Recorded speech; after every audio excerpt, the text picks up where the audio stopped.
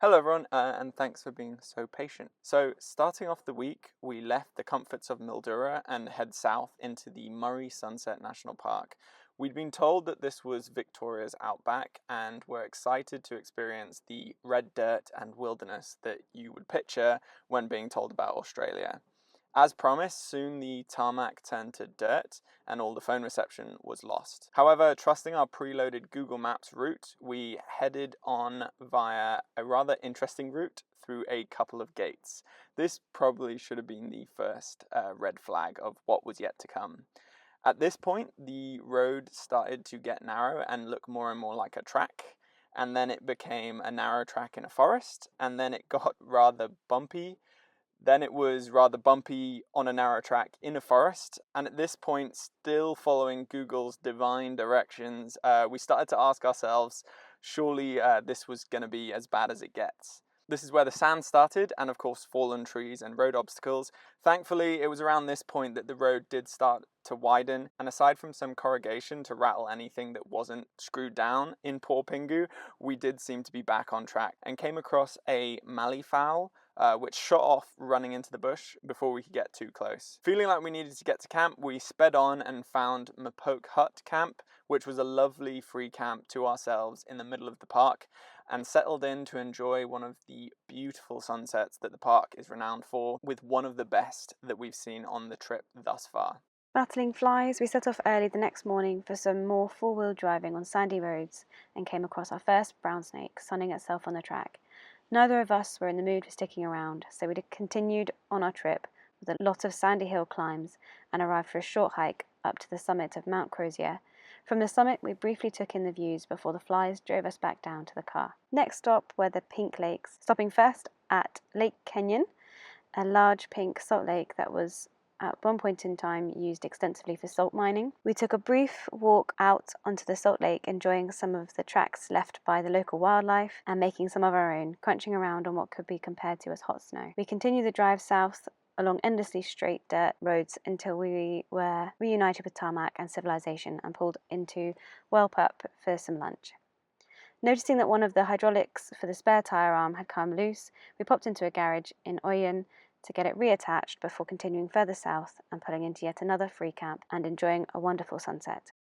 Waking up to continue the journey south, we got acquainted with the rural single-track tarmac road, which appears to add and remove lanes without any particular rhyme or reason. I would normally argue it's a cost-saving or higher traffic route reason, but it seems a single straight road will alternate randomly from a single to double and then back to a single without a single junction along it. And if you're wondering how two cars pass each other on the single track, it seems the etiquette is just to speed past each other, sharing half of the available tarmac as you normally would. Our next campsite was Turkey Bottom Lake, which was a lovely community donation camp on a beautifully blue lake. We arrived in time for a fly-free and sunny brunch of toasties and beans, and after a while, the promise of a hot solar shower, we got enticed by the lake and both took a dip.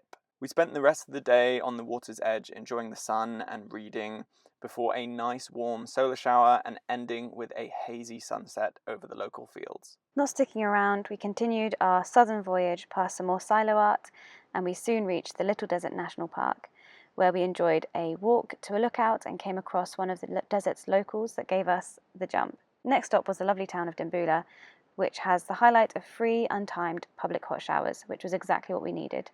Feeling a little spoiled after back-to-back days of hot showers, we left to a second attempt at Big Bend Camp, feeling rather stung from the previous ant ordeal. Thankfully, the main wildlife seemed to be the local kookaburra, so we enjoyed an afternoon of reading before our friend returned for a closer look and keeping us company through the evening before a light drizzle sent him back to the cover of the trees. So in Australia, they have this concept of dry roads.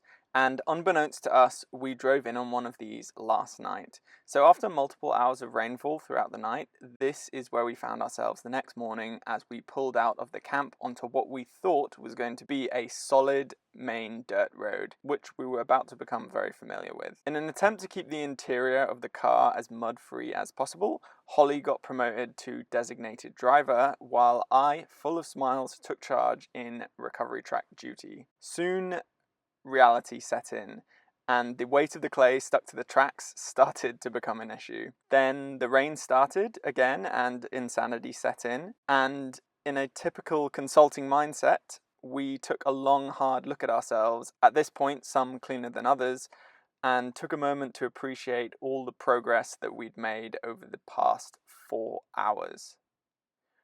We asked a pair of multi-limbed locals for their advice, as well as a local four-wheel drive message board, and this seemed to give Holly the inspiration she needed to kick it up a gear and get us out of the rut that we were in, albeit for a moment.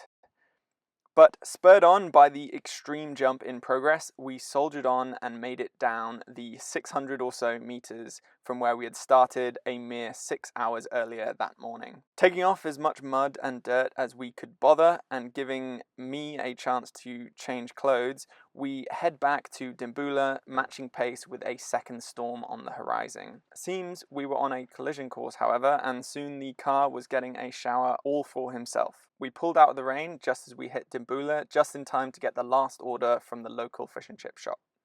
Waking up early and somewhat aching, we got back on the road, heading south with our next goal of Horsham. Sticking to tarmac this time, we arrived in Horsham and after a stop in Kmart, found the Visitors Information Centre and asked after the best local free camps. We were recommended a lovely spot on the bank of Lake Taylor. Here we gave ourselves time to relax and enjoyed the amazingly bright full moon across the lake in the evening. Giving ourselves a lie-in, we awoke to a trio of frogmouths perched in the treetop above us in the mid-morning sun. Still feeling the efforts of wrestling with the mud a couple days prior, and with the sun giving us a perfect excuse to stay, we decided to enjoy a relaxed day on the banks of the lake, taking some time to dry and air the tent in the sun, as well as plan our next couple of weeks in the Grampians and forward onto Christmas in Tasmania. So after lots of off-roading, difficult terrain, and a lot of valuable lessons learnt, we just want to say that we miss you all, and we will see you next week as we tackle the Grampians mountain range.